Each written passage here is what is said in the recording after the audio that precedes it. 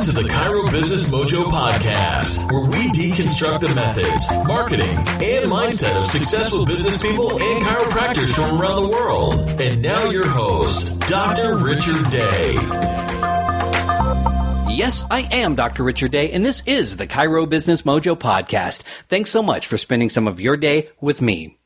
I want to take you back in time to about 2009. That is when my wife and I opened our first practice in Colorado. And if you remember, the economy was in the tank at that time. It was a bad time to start a business. In fact, businesses were closing all around. And I graduated, moved back in with Mom and said, "Hello, Mom, I'm here. I need to start a business and I need to save some money. And by the way, what is for dinner?" And so that was the mindset I had. That's where I was coming from. I had to be very careful with my money because I only had about 4 months of life, with the money I had, and I was going to go bankrupt if I didn't start earning within that 4 months. And so we were very fortunate. We worked our butts off, and it happened.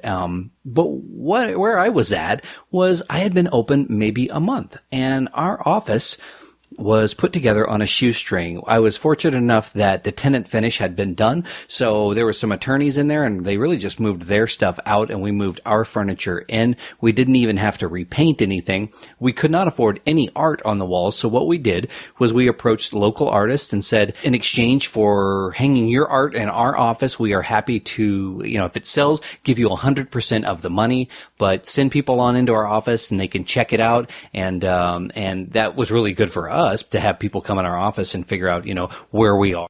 So around this time, my wife and I were out shopping, and I saw over in the distance a chiropractic office. And I said, let's drive over there and check it out, because I am always wanting to look inside other offices and see what they do and what their offices are like. And so we parked and we got out and we looked in there, and this office was beautiful.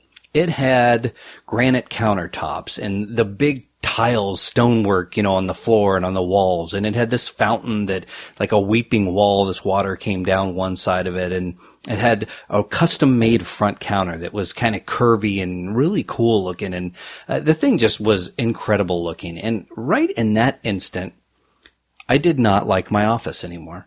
I looked in this thing, and from the outside, it was unbelievable. I knew that there is no way my little office was ever going to compare to what this guy had done. I mean, it was obviously professionally designed.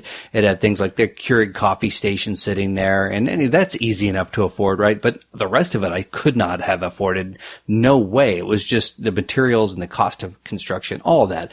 I don't know who paid for this, but this guy actually had a whole lot of money that I didn't have. Well, just the other night, I was sitting there wondering whatever happened to that place. And so I did some Googling, and I found some reviews on it. And Google shows you, the hours of operation for a business, and it said closed permanently. And so I started looking into it and reading some of the reviews, and they were terrible. There were some really bad 1- and 2-star reviews. People did not like the service that this particular person provided. They weren't happy with the care there. They were very eager to tell everybody about it. And, that's how it works. For every 50 good experiences, maybe you're going to get the one guy who had a bad experience, and he's going to be the one that goes and leaves a review, not the other 50 people that loved you. So that is what I found when I looked. And I thought, crazy. That is crazy. Here I was back then from the outside in. This place looked awesome, and I have to admit I was a little jealous of what this guy had. I didn't know him, didn't know anything about him, but I knew his office looked amazing. And I think there's such an important lesson there.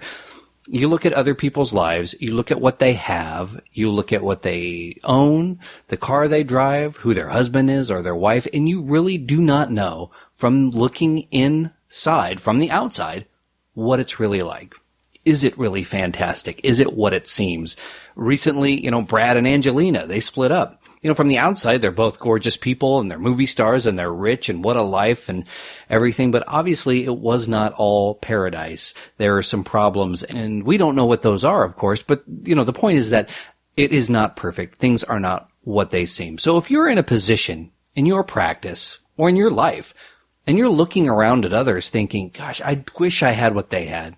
They have the perfect life. I wish I had that car or the success they have in practice. You don't know. If you look at someone who looks like they're really busy, they're a chiropractor and they're seeing, 40, 50, 60 a day. Well, how much support staff are they paying for? How much overhead do they have? How much debt do they have? Do they owe on all the equipment that they have there? You don't know. But that's the point. You don't know. So don't feel jealous or competition with that sort of thing, because you shouldn't. Most importantly, you shouldn't feel bad about yourself. I came away after looking inside that practice thinking, okay, well, I'll go back to my little practice and, maybe one day I can have something this nice. And here I am this many years, and I have that practice that we opened in 2009 is still there, and we have another practice that is going as well. And, the practice we own out there in Colorado is booming now. It's booming. And you compare that to the guy who's not there anymore and has all of the negative reviews. His granite countertops are not helping him today. His Keurig machine is probably sitting on his kitchen countertop at home. And I am so proud today of the way things have worked out for us. And I look at everything now, the way things are in my life, and I say there is no reason I should have felt bad at all about the office that I opened in 2009. So whatever you're feeling, whatever's going on with you today, if you're looking around saying, I need to be better, do it not because you're jealous of somebody or you think they have something incredible that you wish you had. What you have is incredible. It's got potential. If it's not where you want it to be now, it's going to get there. Remember that. Don't feel bad. Don't compare yourself to what others are doing, because you really don't know what that is. I hope this has been helpful to you. Thanks so much again for listening. We'll catch you on the flip side.